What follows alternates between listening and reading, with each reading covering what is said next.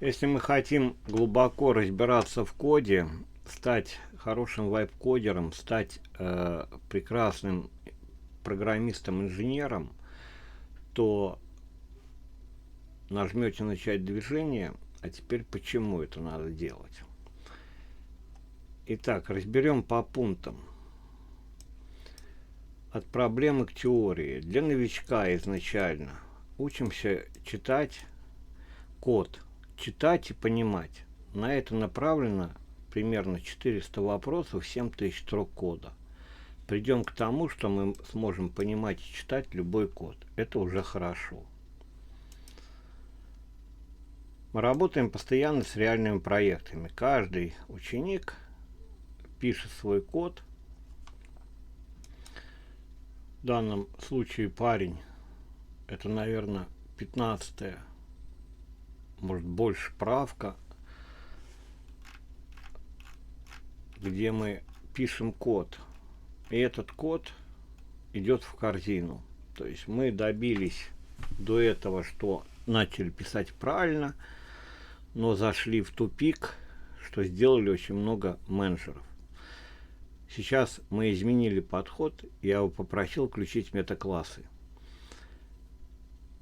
Так как о метаклассах мало знаем, то и применили их плохо. Но смысл было в том и сделать, чтобы человек понял, что пока о метаклассах он ничего не знает. Сейчас готовы изучать.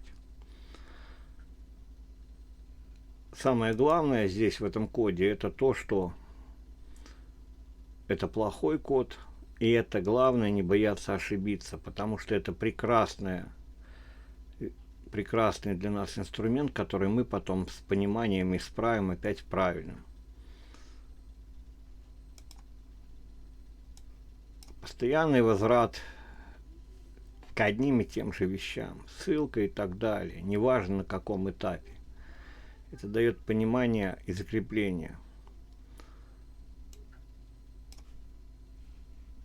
Вместо того, что рассказывать, читать лекции, я даю примеры. Примеры всегда исходный код. Мы всегда с ним работаем, чтобы человек досконально разобрался. Разбираем конструкции языка. Главное, мы не пойдем дальше, пока не усвоена предыдущая тема. Работаем с разными языками.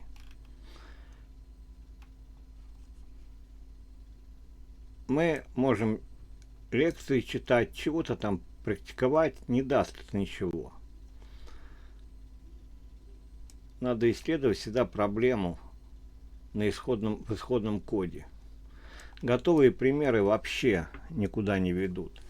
Нам надо ответить на вопрос, почему так работает дескриптор, почему так работает декоратор, почему так составлен класс здесь. То есть отталкиваемся от почему.